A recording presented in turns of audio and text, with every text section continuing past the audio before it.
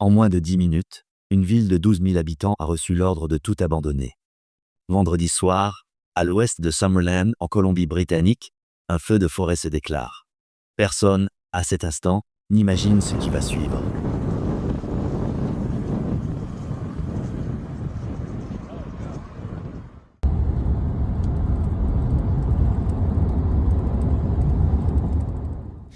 En quelques heures à peine, ce départ de feu limité se transforme en brasier hors de contrôle. Son nom, le Bald Ranch Wildfire, sa vitesse de propagation, comparée par le Premier ministre de la province lui-même, à une bombe.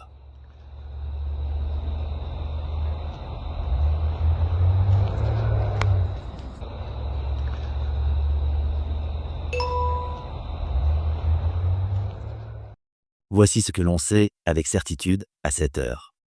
Dans la nuit de vendredi à samedi, juste après minuit, l'ordre tombe. Évacuation totale de Summerland. 12 000 personnes. Toutes, immédiatement.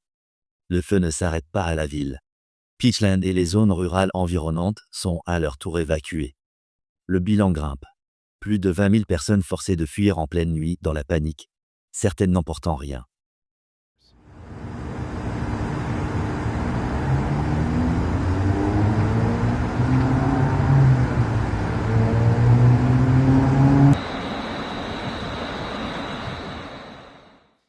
Dans le secteur de Falde, la route ne suffit plus.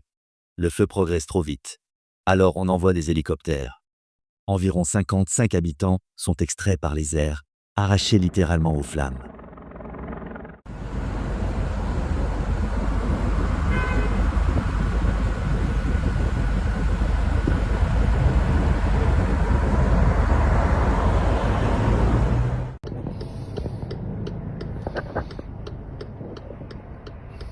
Crazy, eh? Les chiffres de surface parlent d'eux-mêmes. 5 000 hectares en quelques heures. Puis 9 500. Puis plus de 10 000 hectares le lendemain. Un comportement classé rang 5, le niveau le plus dangereux qui existe. Avec des braises projetées jusqu'à 1 kilomètre devant le front de flammes.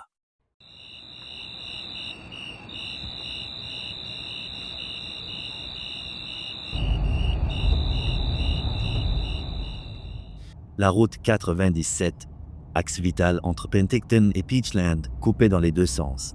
Summerland privé d'électricité. L'eau potable, elle aussi, menacée. 2 maisons de retraite intégralement évacuées en urgence.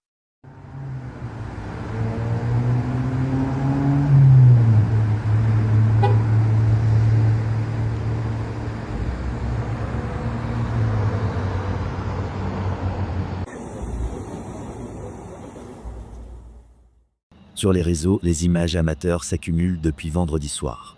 Des colonnes de fumée orange qui dévorent l'horizon au-dessus du lac Okanagan.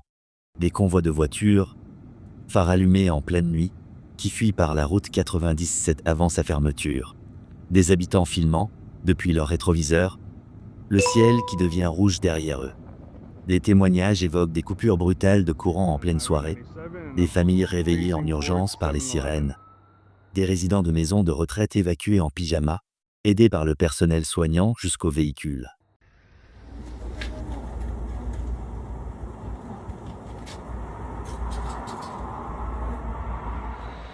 C'est cette bascule d'une soirée d'été ordinaire au bord du lac à une fuite collective dans le noir qui fait de cet événement bien plus qu'un simple feu de forêt parmi tant d'autres.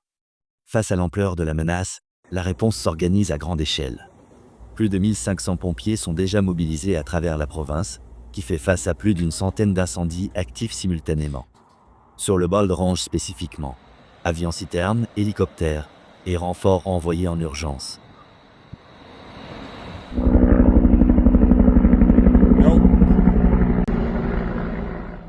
Face à l'ampleur du désastre, 2 états d'urgence sont déclarés.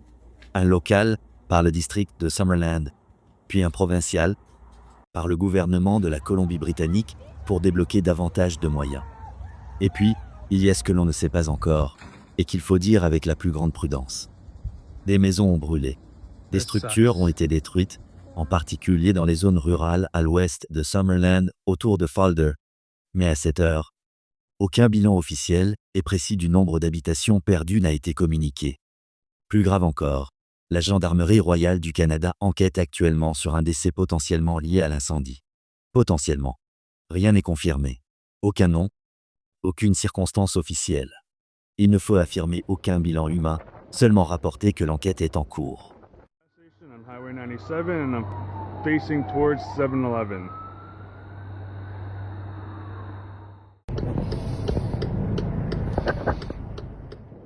Cet épisode s'inscrit dans une saison des feux 2026 particulièrement violente en Colombie-Britannique. Sécheresse, chaleur extrême et vent ont suffi à transformer un départ de feu isolé en catastrophe majeure en moins de 24 heures. La situation évolue heure par heure. Les secours restent mobilisés sur le terrain. L'enquête sur le décès potentiel se poursuit et le bilan réel des habitations détruites n'est toujours pas connu. On vous tient informé dès que de nouveaux éléments seront confirmés. Abonnez-vous pour suivre l'évolution de la situation. Merci et à bientôt. I wasn't even filming it. I was just. Oh, ash landed on my face.